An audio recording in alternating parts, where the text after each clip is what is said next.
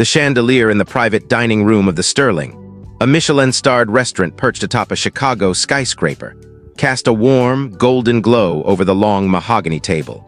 Crystal glasses clinked, laughter rippled, and the scent of truffle-infused risotto hung in the air. It was Sophia Bennett's 35th birthday, and the room was filled with her curated audience. Her parents, her sister, her best friend from her Northwestern sorority days, and a handful of Chicago's elite.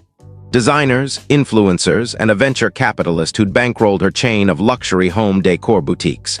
I sat at her side, her husband of 6 years, James Carver, smiling through the small talk, my tie slightly loosened, my heart full of her. Then it happened. Her hand cracked across my face, open-palmed, deliberate, the sound sharp enough to slice through the chatter. The room froze, forks hovered, eyes widened. My cheek burned, but the humiliation seared deeper. Sophia's green eyes, usually warm like summer jade, were cold, her lips curled into something that wasn't quite a smile. I didn't speak. I didn't flinch. I stood, straightened my navy blazer, and walked out. Past the stunned faces, past the velvet curtains, past the hostess who averted her gaze. No suitcase, no protest, no goodbye. I vanished into the Chicago night, the wind off Lake Michigan biting my still stinging face. 6 years earlier, I'd fallen for Sophia Bennett like a man tumbling into a dream. She was a force, sharp-tongued, radiant, the kind of woman who could command a room with a glance. We met at a charity gala in Lincoln Park, her in a crimson dress that seemed to defy gravity, me in a rented tux, fresh off a promotion at a mid-tier investment firm. She called me her quiet strength, the steady hand to her wildfire ambition. I believed her, loved her like a sailor loves the shore after years at sea. We built a life together. Late nights in our cramped Wicker Park apartment, sketching her vision for Sophia's haven, a chain of upscale home decor stores that blended minimalist chic with old-world opulence. I cashed out my inheritance, every penny my father left me, to fund her dream. No prenup. I didn't think love needed one. We married in a small ceremony on a Lake Michigan bluff, her in white lace, me promising forever. I should have seen the cracks. The late-night calls she took in the other room. The way her smile tightened when I asked about her silent investor, Victor Grayson, a slick attorney with a penthouse in the Loop and a reputation for making problems disappear. But I trusted her until that slap. It wasn't random. It was theater staged for maximum impact. Later, I'd learned the script. She told her guests I'd cheated, drained her accounts, even raised a hand to her. Lies, every word. But in that moment, under the chandelier's glow, I was the villain, and she was the victim, perfectly cast. I slept in a rented Ford Focus that night, parked in a Walgreens lot in Evanston. The next morning, I wired my remaining $12,000 into an offshore account I'd set up a year earlier under a shell company, a precaution I'd taken when her spending started raising red flags. I changed my name to Ethan Wells, cut all contact. I didn't break, I sharpened. The truth came in fragments, each one a blade. A mutual friend, Marcus, the only one who doubted her story, sent me photos 3 months later. Sophia laughing in Victor's arms at a rooftop bar in Miami. Time-stamped 2 months before the slap. Bank records followed, forwarded by Marcus from a whistleblower at her boutique's parent company. She'd transferred our joint accounts, hundreds of thousands, my inheritance included, into an account under her name alone. The slap wasn't rage. It was her exit strategy, a public execution of our marriage to clear her path. The first year was hell. I drifted, a ghost in my own life. I worked odd jobs under aliases, washing dishes in a Denver diner, sweeping floors in a Seattle warehouse, bartending in a dive bar in Portland. Each job was a lesson in survival, each city a new skin. I spent nights in cheap motels, teaching myself corporate law, forensic accounting, and the dark art of financial maneuvering. Pain, when fed carefully, becomes discipline. By year 2, I'd saved enough to buy a struggling data analytics startup in Austin, rebranded it as Nexus Solutions, and turned it profitable within 6 months. I sold it for a 7-figure sum, reinvested in distressed startups, and flipped them for profit. I moved to Miami, then Boston, then San Francisco, building a web of contacts. Accountants, lawyers, hackers, all loyal to Ethan Wells, not James Carver.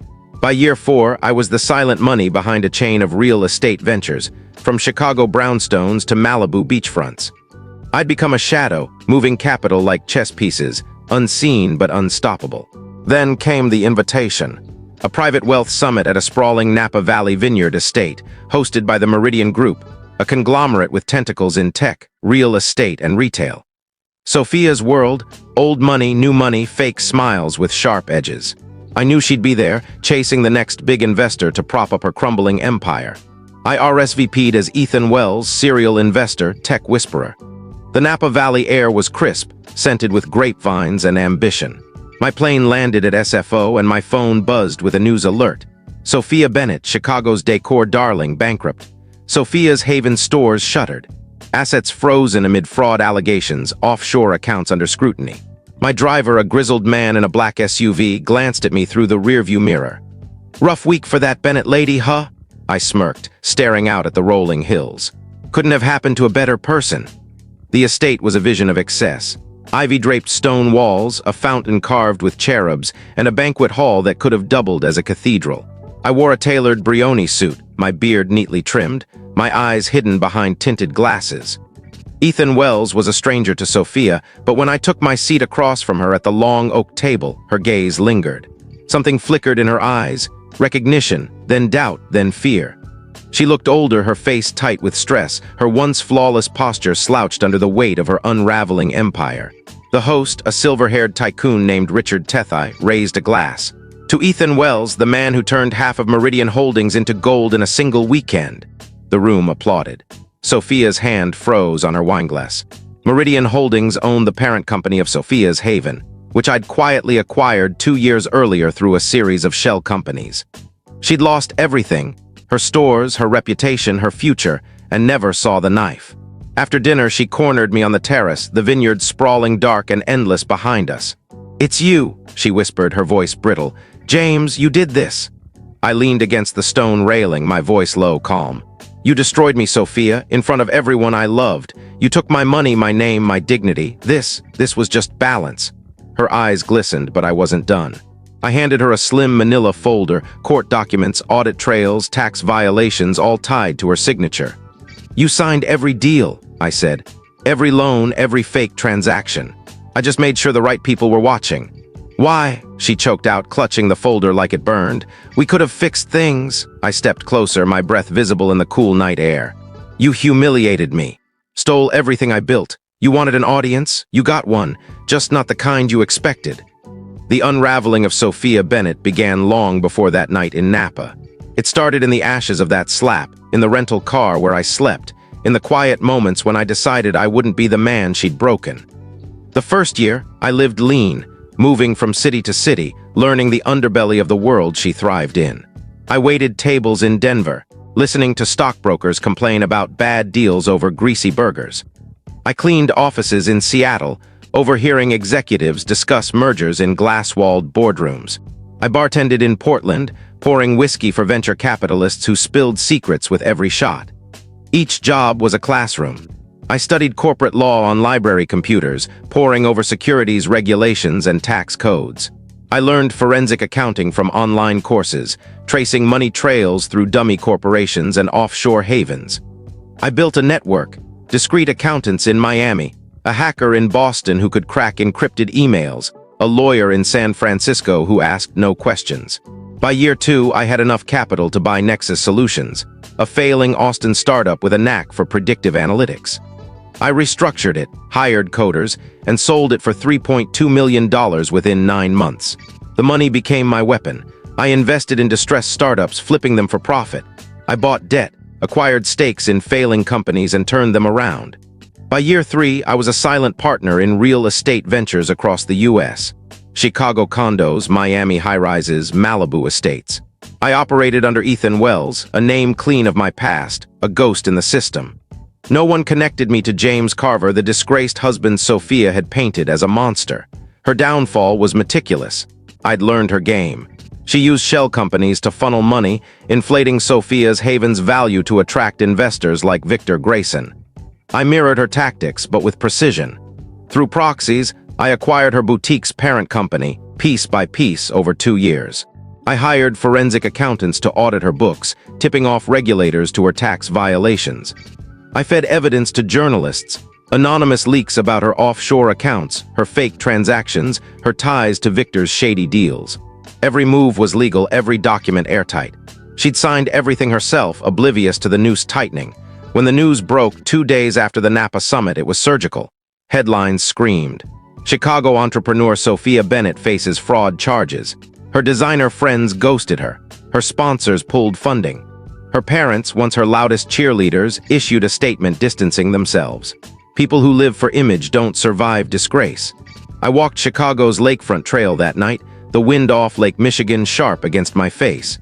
My coat flapped as I passed joggers and dog walkers, the city's skyline glittering like a promise kept. No victory laps, no champagne, just silence, just peace. The scar of her slap lingers sometimes, a faint heat when I close my eyes, but it doesn't sting anymore.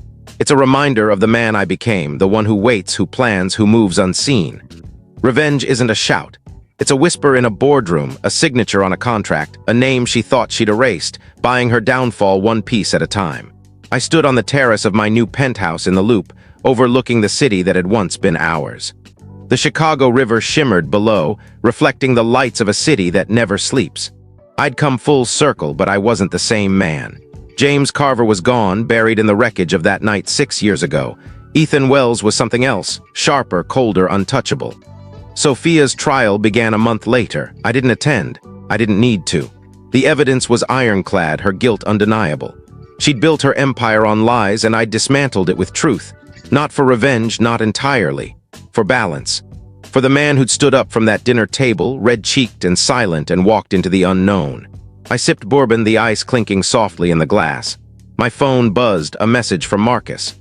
She took a plea deal, 3 years. I didn't reply, I didn't need to. The story was over. The city stretched out before me, vast and indifferent. I was no hero, no villain, just a man who'd learned to play the long game, and won.